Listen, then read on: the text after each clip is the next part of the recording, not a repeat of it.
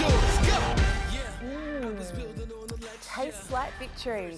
Hello and welcome to the NBL1 show. Thanks to Coles Express. I'm Megan Hustwaite, the victor at the desk, and this is the loser, Pete Hooley. What are we talking about? Well, you said loser, but my backup plan, by the way, just casually got a double-double in the first half. That was Harry Froling. But yes, the twin battle, Alicia, Knox, they went down handedly. But there's also another thing that we will touch on when we get to the NBL1 South. Keely played 40 minutes. Now, that could be considered tampering. I'm not sure, but Coles Express have still come through. Could be considered tampering. 40 minutes and really just, I mean, she went to work, as we expect Keely to do, but I'm going to put that to a vote that is tampering. Well, tampering, says the person who picked a backup. You can't bring Harry in as your backup, and... Well, it's one or the other. It's either tampering or my backup gets up. So either way, I seem to be okay here. Also, we looked back at the tape last week. You gave me Keely. I did. No, I took Knox. I took the underdog. I said I back Alicia. She had a good game herself. Keely had a really good game. Yeah. But again, I had that. If you're going to take the underdog, you allow me to take Harry as a backup. I don't know. Sam's running around for the Boomers, so Sam has really distanced himself from this entire thing. Like, come on, Sam. We got a lot of input. The parents got involved. Yeah, Shane Heal got involved. Everybody got involved, but Sam. Yeah. So I'm a bit flat. Actually, Hammer wants to share these with me. So thanks, Pete. We will enjoy the coffee. Thanks, Coles Express. The lipstick mark on there. Thanks to Coles Express. We'll put them down here so they don't distract us because there's a lot of NBL1 action to talk about this week. We're going to start off by talking about some of our players that have played in NBL1 that are off to higher honours. Let's start with the Com Games. Yeah, super exciting. 3x3 team announced for the Birmingham Commonwealth Games. The women's team is full of NBL1 talent, so congrats to Lauren Mansfield, Lauren Scherf, Marina Whittle and Ali Wilson. Ali Wilson coming in for Annalie Maley, who is going to be trying to make the Opal. So that's a really strong team. Looking forward to seeing them run around. The men's team as well. We mentioned Daniel Johnson playing for the Forestville Eagles. We know what he does in the NBL. He's going to be tough in 3x3, just to think about what Daniel Johnson can do. Andrew Steele goes out. Tom Wright, who has been fantastic on the 3x3 circuit for some years, comes in. My old teammate last year from Nuttawading, alongside Jesse Wagstaff and Greg Hyatt. Excited to see how they go. Yeah, they're good teams, aren't they? And good people. I loved Greg Hyatt's social media around his selection, but also Ali Wilson, who's on our new set. And she mentioned in her Instagram post that she, had been told she was not good enough. She was not going to go anywhere in her career.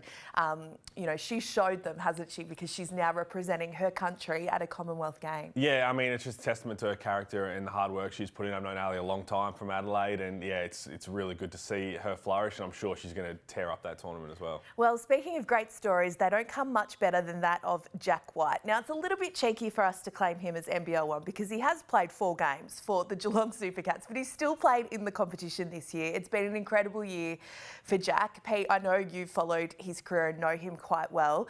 How amazing is it that he's now off to the NBA? I mean, it's something that it's actually, the more you think about it, it's a pretty emotional thing for him and what he's been through. It was about 15, 16 months ago where he did his Achilles playing for Melbourne United into his rookie season, and he basically said he was going to come back bigger and stronger, which everybody normally says after an injury, but he really believed it, put in the work, and now to get his dream so quickly, I'm sure he wants to get even further, and I'm sure he will. It's a true testament to a character and how good he is. And I thought after the first Summer League game watching him, I said that there's a strong chance he's going to get that 2-way contract, and has been reported by Woj, which is normally 99.99999% accurate, that he will be getting that. So it's a huge congratulations to him. And I've said it last year, he will captain our national program for the Boomers one day. Yeah, he's a superb character, isn't he? And I think it's, spoke so much to the person he is that when he came back, Melbourne United had those T-shirts, So he was a rookie player, but so loved and so respected. It's a wonderful basketball story. I mean, it is. I mean, anytime you captain a high-level college program under Coach K, like he was, that speaks to his character, and he's shown that in the NBL, and I think he'll show that in the NBA as well. Well, let's crack into all the action from the weekend. We've been talking about South, and we will continue that theme with the Battle of the Frolings. We just touched on it before, but it was Keely and the Tawns that came out on top over Knox and Alicia on Friday night. Well, they did, and as we said, with the tampering of the 40 minutes played, but it was a big win. Keely had 33 and 16 points. Alicia had 15 and 8, but Mariana Tolo, who, by the way, also played 40 minutes in this game, had 23 points as well. Keely followed that up against Diamond Valley with 26, 15 and 7. So I think, she gave a bit of stick to me on Twitter. She was getting stuck into me, Keely, wanting some donuts herself. So I don't know whether I gave extra motivation. Maybe I'm just a motivator. Because I said it to Annalie Maley last year, you can't get 30 rebounds. She got 30 rebounds that week. So maybe I'm just a motivator. But congratulations, that's a really big weekend from Keely. Yeah, and I love that Mariana Tolo comes into the side for Kelsey Griffin, who's got to go home to the US for the first time in many years. It's a pretty good, out Griffin in Tolo. It's a really big one. They won by 42, and it's a big effort at the Twin Towers, and up front are going to be tough to stop. Speaking of big efforts, Mount Gambier continue along their merry way in NBL1 South Women's Pete. Well, they won by 1 over Nuttawading at home in the Ice House. A long rebound turned into a fast break by Jasmine House. She drove straight through to the basket. Eventually was the game-winning layup. She finished with 24 points. But Alice Koenig for the Nuttawading Spectres had 30, 15 and 5 in the loss. It's just good to see Alice running around and the way she's playing as well. Looks like she's having a lot of fun out there. Yeah, and we spoke about it when she came back to NBL1, that she played for Nuttawading, a decade ago. So it's just wonderful for the club and the association, the wider Nuttawading Spectres community to have someone of Alice's international calibre to come back and be playing there. No doubt about it. And the way she's going about it, the way she's enjoying her basketball, it is fun to watch. Well, the way Bendigo are going about it this season is super impressive. They are stacked with talent, and Tess Madgen continues to be one of the stars for them. Well, they had a 2-0 weekend. They beat Sandringham by 19 points. Meg McKay had 32 and 14. On Sunday, they beat Casey by 31, and Tess Madgen had 32 and 10. Right now, you think Bendigo are going to be tough to beat with Tess Madgen floating around. Now, we know the Opals camp is coming up, so a lot of players are going to have to step up and fill that void. That's a big void to fill, and a lot of teams around the country are going to have to do similar things. Yeah, because we've been keeping an eye on Opals Watch and LJ, the GOAT, on our new set as well. So a lot of... I love that. You're in the same shot. You've got a couple of goats in the same shot. That's what you took the words out of my mouth. But, you look at the Opals' last camp, which was in Canberra during the week. They didn't miss a game either side. They go to New York, so it's not just the camp, it's travel. It's a bit longer. And then, of course, the prep continues to ramp up going into World Cup, and it is going to coincide with finals for a lot of these teams. It's going to be super interesting. Well, that's what it's good about now. So when they go to New York, is you kind of get that little momentum, or trying to figure out where the puzzle pieces are going to fit when players are missing. So you kind of get a nice little warm-up into what could be crucial come finals. Well, speaking of players who are overseas bound, Tess Hill is off to college. Tell us where she's going, but she's been a real star for the Melbourne Tigers this season. She is a teenager, but she's been their top scorer and, real shining light for them. Yeah, heading to Santa Clara, so that's going to be real fun. That's a nice college to go to. I'm sure she's going to really enjoy it. Not just on-floor experience, but where that college is located, and good luck to her. Best time of my life was in college, so I look forward to seeing when everyone goes over to college. Let's take a look now at NBL1 South men's action, and we'll start with Frankston and Ballarat. It was a nail-biter. Yeah, that was. Frankston, they escaped Ballarat with a 3-point win, 87-84. Preston Bungai, the game winner wasn't meant to be, but Adiro Bailey, now he blocked this shot, not just blocked it, but absolutely crushed it to try and save the game, and he did that extremely well. It's a tough place to go and win down in Ballarat. Daniel Trist, he had 29 and 10 for the big win on the road. Let's talk more Frolings. We'll start with Hobart.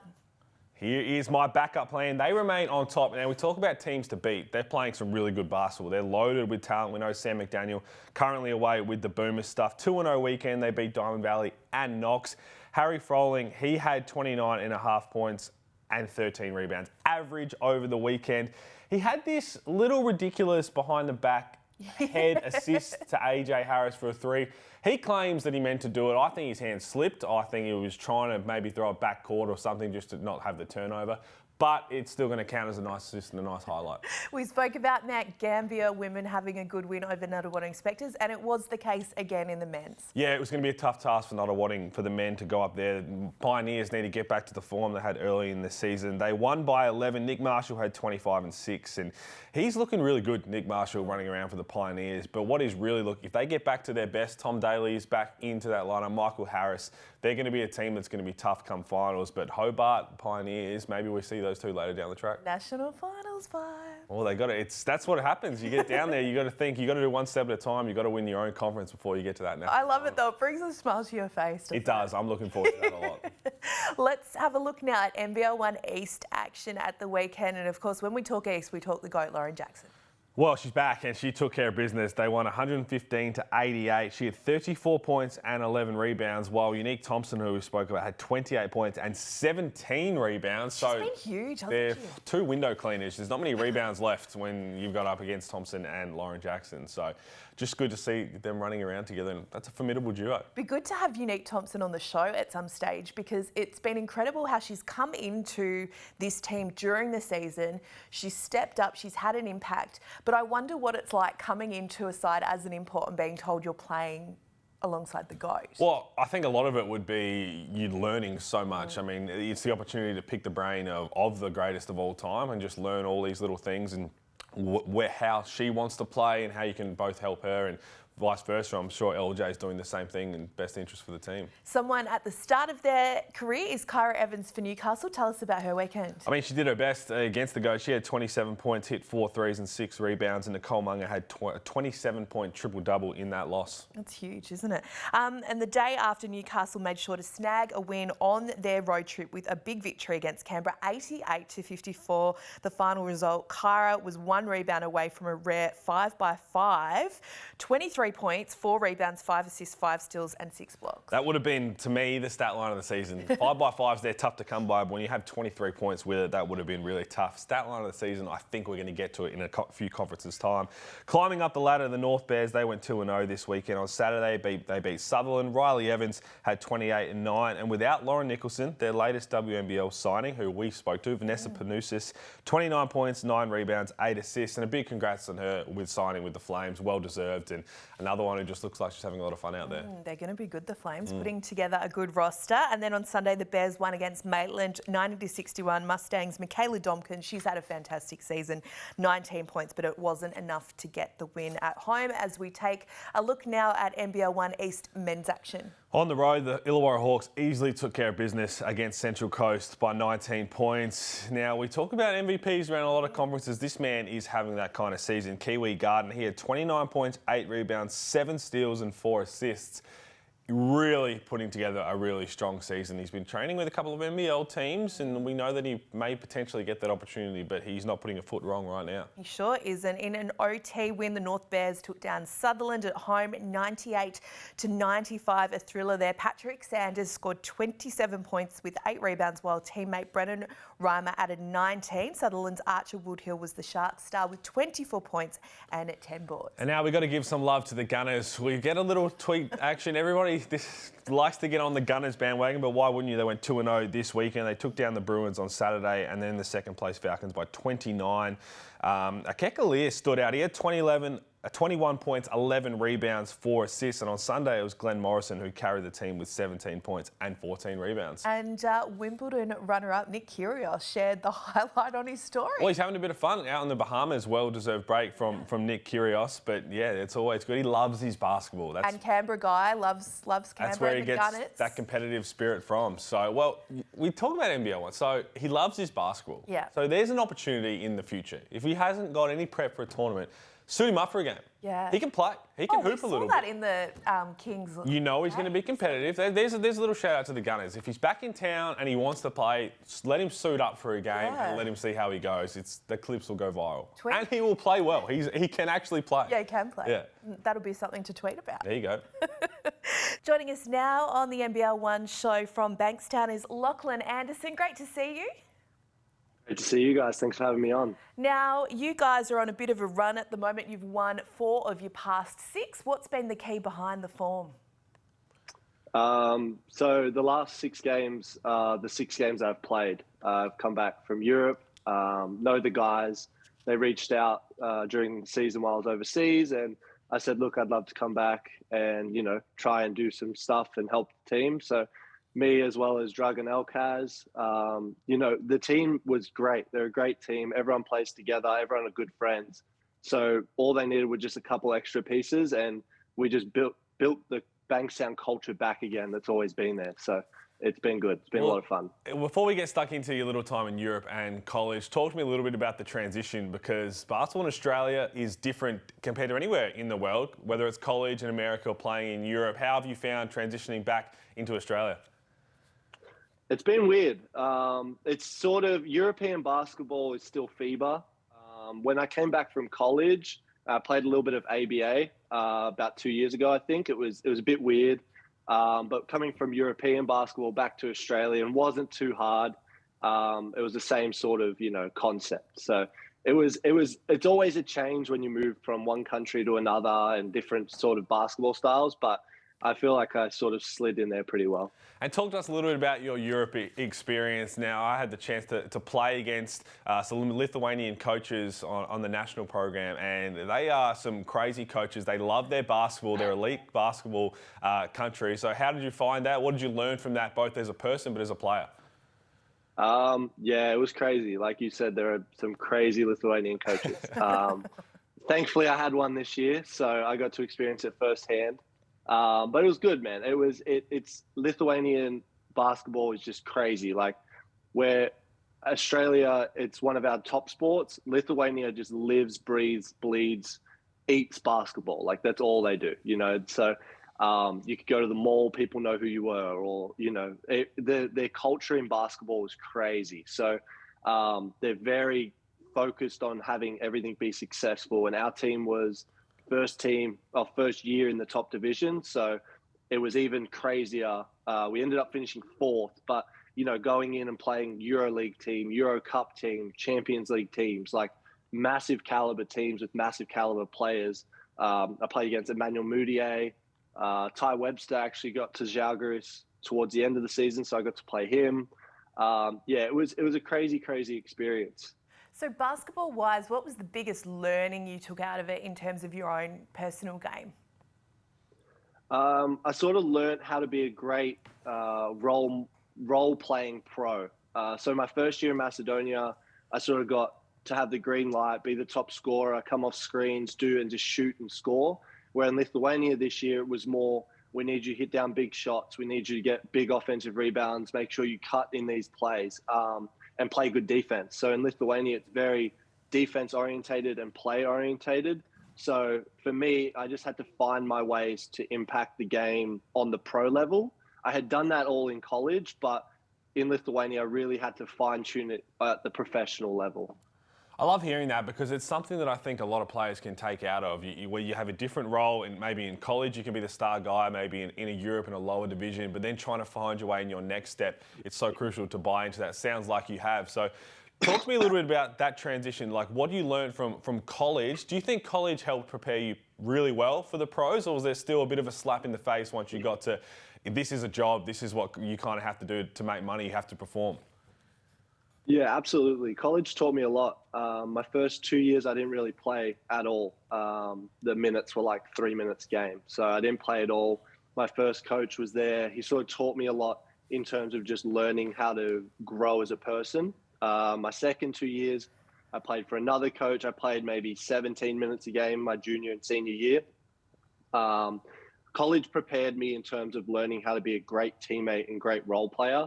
I always loved waving the towel on the bench. Like I talked to the guys I played under 20 state team with. I didn't play a lot, but I was on the bench and I was loud and energetic. And that's what college coaches love.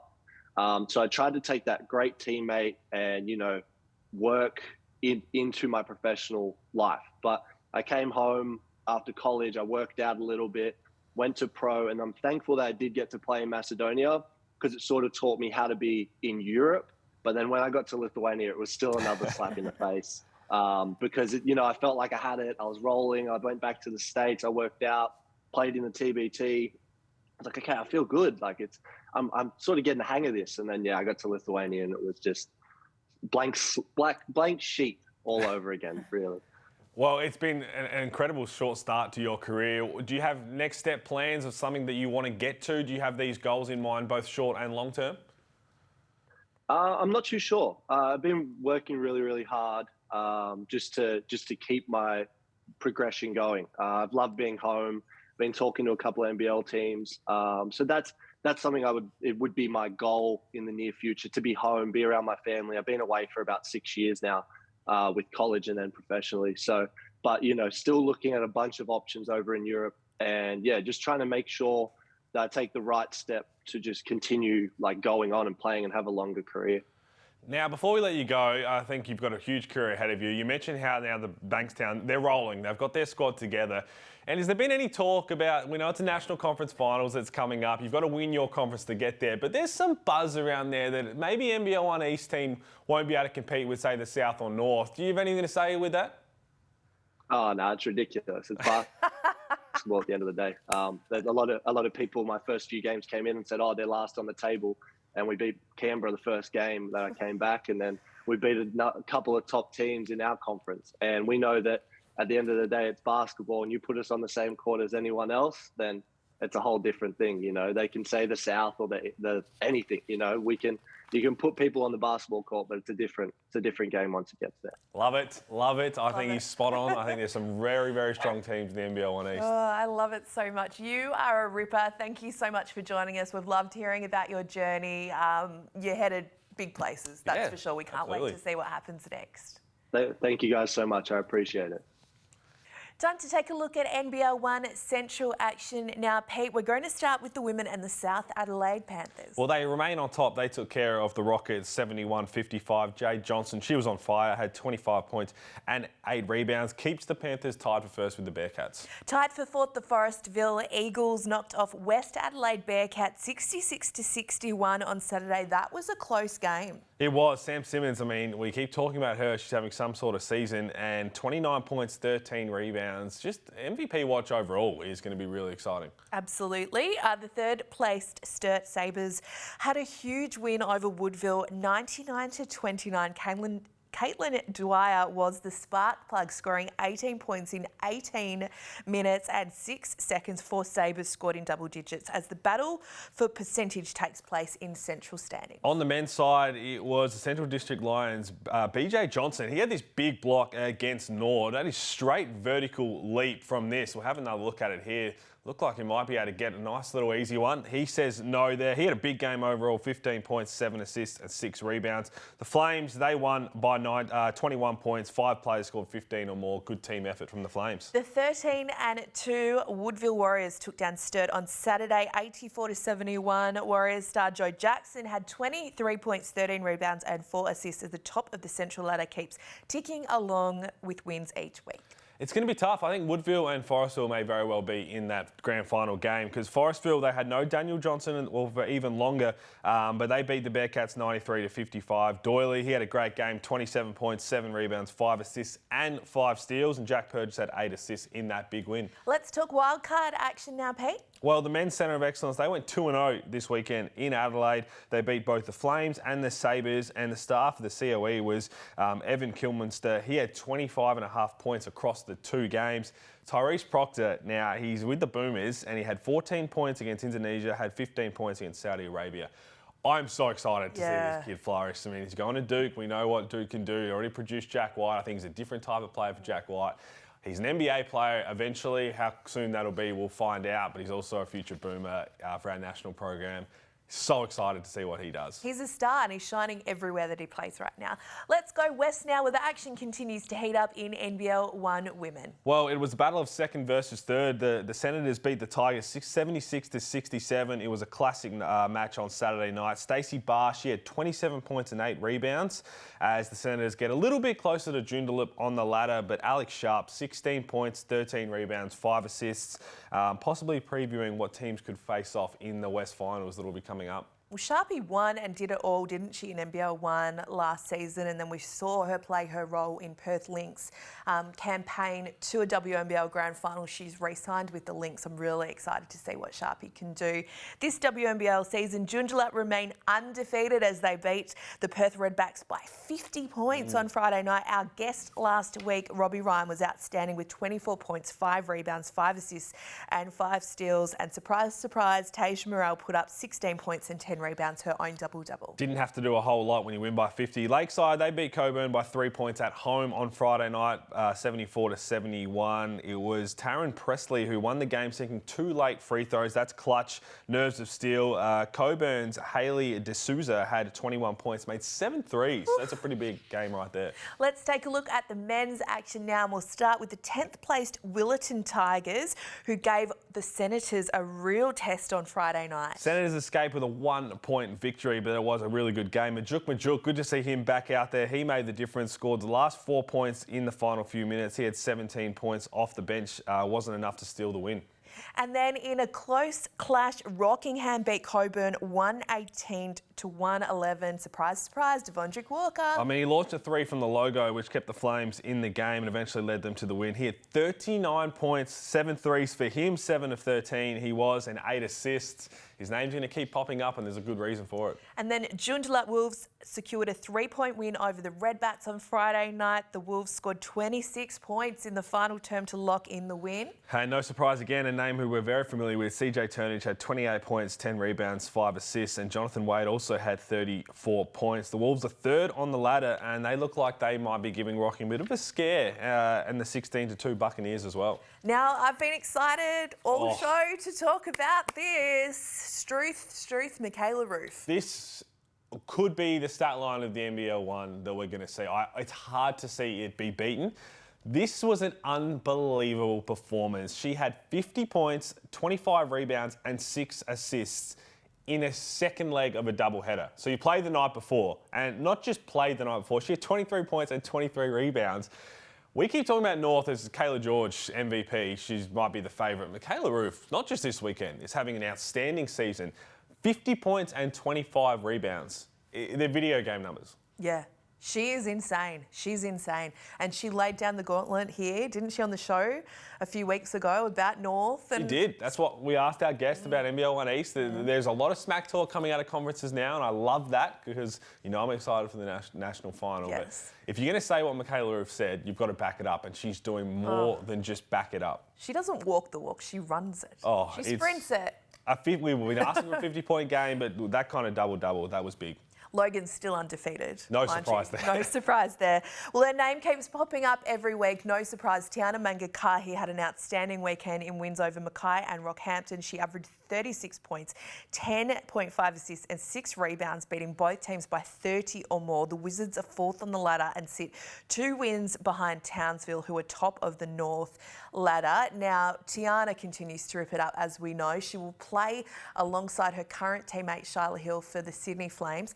Now, the Wizards are going to have Shyla because, unfortunately for her, she's been cut from the World Cup squad. But that is a huge boost for the Wizards with these two in sensational form. Well, it is. I mean, you speak about the potential players that could be missing around NBL1 North. When they start to flow, they're one of the best backcourts they'll see in North, and I'm expecting some big things, some big fireworks down towards the end of the season. Speaking of fireworks, game winner alert, Pete Hooley. Abby Cubillo, I mean, you take a game winner anyway, it doesn't matter how you get it. They got the win against Southwest Metro by 2 points. A turnover, she's extremely quick. I actually love watching her play. Called WNBL a couple of seasons ago, and she was one of the most exciting ones when I was calling that. So excited to have a chat with her as well, see how that all went down. Well, Pete, if we wanted proof that it's sunny in Brisbane, we are about to get it because our next guest has the best background we've seen on the NBL1 show. Welcome, Abby Cubillo from beautiful sunny Queensland. Hello, guys. Thanks for having me. We've got FOMO because I nearly walked out as soon as you jumped on this and I saw the background. That's what we're going through in Melbourne and what's coming this week. That's pretty painful to see. Now, an incredible game win at the weekend. Tell us a bit about the reaction in the locker room afterwards. I think the game was equally exciting and traumatizing at the same time for us. Like the team that we are, we thought that it wasn't going to be a game like that. But I guess that's the beauty of NBL1 North, especially. Like, you come into every game and you have to be ready to compete because teams are there to win. So the locker room after was almost a sign of relief, but also a lot of excitement. It was a really cool game to be a part of. Now, talk us through those moments. Now, game winners, they can be whatever, it doesn't matter, half-court shot or a layup, but were you aware of the time left on the clock? Were you worried you're going to get it off in time? What was going through your mind? Yeah, I was definitely aware of the time. We were switching everything. So I thought if I just stand at the top of the keyway, someone's going to come up here to get the ball. And then I think like once the ball was thrown in, I kind of just blacked out and then scored. Seriously, I think I blacked out. I think I started my layup from well behind the 3-point line because I was really conscious of that. There was only 4.4 seconds to go. And then it went in, and it was a big relief for me, really. Now, the highlights have been coming thick and fast because you are a proud Darwin girl and you got to play against your sister recently, who's suiting up for the Salties. How was that? Oh, it was so exciting. Because she's 5 years younger than me, so I've never actually played in a game with her before. So we've never actually been on the same team, and I think it was super fitting for us. We're really good friends now. We used to butt heads a lot when we were younger, so I think it was only fitting for us to play our first game on the same court on opposing teams. And she let me know about it too. She did hit me once, so I'll be getting her back for that. Well, we love to see siblings going at it. Now, you've had a pretty good career to your point. You've got a big future ahead of you. Is she giving her advice? Is she asking for advice on perhaps where she wants to go, her path to get to where her dreams want to be to? A little bit. Our relationship's not really focused so much on sport. You know, there's a lot of outside noise from everywhere. People have a lot of different opinions, but I'm definitely willing to give her mine if she wants it, which she did at the start of the season a little bit, which was really exciting for me. You know, she doesn't ask for my opinion a lot. So it was really nice for me to be able to give that in a basketball sense. But I think our relationship's it's nice off the court. Now, you're on the WNBL free agency list. You've been with the Caps for a couple of years, played in some championships in the WNBL. But most importantly, you've learned your craft from some of the best guards in the history of women's basketball. Callie Wilson, Leilani Mitchell, the list goes on. How has that equipped you for the next stage of your career? Yeah, I've been so lucky with the calibre of players that I've played under. Like you said, Leilani, Kelly, Olivia Pupa from France, who's the national point guard, which is incredible. And I think regardless of playing or not, I think going up against them at training every day has just like seriously helped me. They're very different players, all very, very good point guards. So being able to take something from each one of them and bring it to my own game has been really, really awesome for me. Now, we talk about the season that you're having and the team's having. What do you think is going to take to win the title this year? There is a team that has gone undefeated to this point. They're looking pretty tough to beat. How are you going to make sure you get over the line? Yeah, I guess it is a really tough league, and the top 8 is really tough. I think for us, it's just really important to focus on us. You know, we've got to get consistent. We're a good team, and I think with us, it's really awesome to see that we're a team that doesn't give up when going gets tough, and we really want to do it for each other. And we've got a great relationship for a team that's just come together. So I think just focusing on us and building that consistency, so then we get into finals, we're rolling. So we always like to ask our guests on the NBL1 show what they get up to away from the court. We know that you like to be in front of sunny backdrops, but you've got a little bit of a side hobby going on Instagram. I sent you a picture of my dinner last night, which I'm not that person, but tell us what your Instagram is all about. Yeah, so I do have a bit of a side Instagram. Thanks. I'll just give myself a shameless plug here. It's called Eat with Abby. I guess in my spare time, which I don't really have a lot of it, I love to cook. I think that's sort of like my love language, is like cooking for myself and cooking for other people. So it's super therapeutic for me. So I love cooking. I love eating out, which I've been doing a lot of in Brisbane, which has been so awesome. So yeah, and then I just like to document it, not really for anyone, just myself, so I can go back and think, wow, I loved eating that sort of thing. Now, that rings pretty close to home. My wife has the same thing for the exact same reason of just going back through and seeing. But give me what's a go-to meal that I could cook? I've got a baby coming in a couple of months, and if it doesn't involve a barbecue or bacon, eggs and sausages, I am useless, but I think I have to step my game up. What's something easy that I can make that's not spaghetti bolognese? Because I hear that all the time. Pasta's always a good option, but I think like a curry is really easy. You can just go get some curry paste and coconut milk from the shop, and then you can seriously chuck whatever you want in it. So I think a curry is a really good go-to to have. Or you could make what I made last night. How did you rate it, Abby? Oh, it looked delicious. And fish fingers, I grew up on that. So I was just like, fish fingers, how could you not? Like, that was the best. It wasn't just fish fingers though, Pete, you can do this. It was like a sushi bowl, but instead of doing like the tuna, I did fish fingers. I grew up on fish fingers as well, so I might have to get, but fish fingers, smiley frits, I grew up on Smiley Oh, Fritz as well. yes. Same. These are the things that my eventual daughter's going to grow up on. And I've tried to tell my wife, American, about Tiger Toast. Doesn't want a bar of it. There is going to be a lot of Tiger Toast. Tiger Toast. Oh, I'm going to have that when we go home. That is awesome. Well, Abby, it's been so great catching up with you. Love what you're doing on and off the court. We wish you all the best for the rest of the NBL1 campaign and whatever WNBL 23 holds for you. Thanks so much, guys. Thanks for having me. Let's finish up now with a look to NBL1 North men's action. And this is a common theme for us, but we love it. Galloway brothers, I mean, they're doing big dunks. We see one on our set, but Kyron Galloway had a little windmill on the fast break in their win against the Northside Wizards. Here it is right here. Big man doing big things. The Wizards were still without Mitch McCarron and Keanu Pinder, who are away with the Asia Cup. Kyron had 24 points and 7 rebounds in the win, and they now sit top of the NBL1 North men's ladder. Also, I love this photo because it looks like he's saying, ha. Oh, he'd be doing more than that. That's probably the censored version after you dunk on someone like that and you can't say too much else. But doesn't it look like he's laughing? He does. I would be laughing too. He's just putting that down with force, which, by the way, this has nothing to do with anything. But if you dunk on someone or block someone, you should be allowed to have a little of emotion. As long as you don't cross the line and start getting a bit personal, you should be allowed to say whatever you want. Okay, I agree with that. In a battle now for top of the North, the Darwin Salties took down the previously top Gold Coast Rollers 116-96 on Saturday night. And Tad Dufemeier, he had 34 points, 10 rebounds and 6 assists. And Makwach Maluch, he had 32 points. And looking forward to him. We know his time with Melbourne United. He has a really promising career ahead of him. Well, Tanner Krabs didn't disappoint. He rarely does. 30 points. Jason Kadey, 13 points and 9 assists. It's going to be very interesting as these teams potentially face off for national final honours. Well, again, there's going to be some really big teams that miss out in that national final, but you've got to be playing your best when it matters most.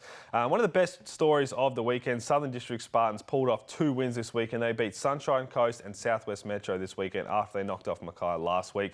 Their 3 wins this season have come from their past 4 games. Jalen Canty averaged 27 points and 8.5 rebounds across round 12. So much happening in NBL1. We talk about, the close wins, the telling results, the top of the ladder. But I think too, for teams that have had probably disappointing campaigns by their standards, it's game on because we're seeing some huge upsets. We're seeing teams want to finish the year on a strong winning note and on their own terms. So, geez, the action doesn't stop. I mean, it doesn't. I'm talking to our guest from Bankstown, Lachlan Anderson. He was basically saying, if you can somehow find a way, if you've had a poor season, to sneak into the finals, if you're playing your best basketball come finals time, that's all that matters. Every team's got to be playing their best because you could get knocked out. We could see a lower team get all the way to a national final. It's happened before, happens in every sport. So a lot of teams putting their best foot forward right now. Well, a lot of action to come this weekend. Until then, we're going to have a donut. I'm going to ring the goat back and we'll see you next week. It's one all, one shot, now the future is yours. Go!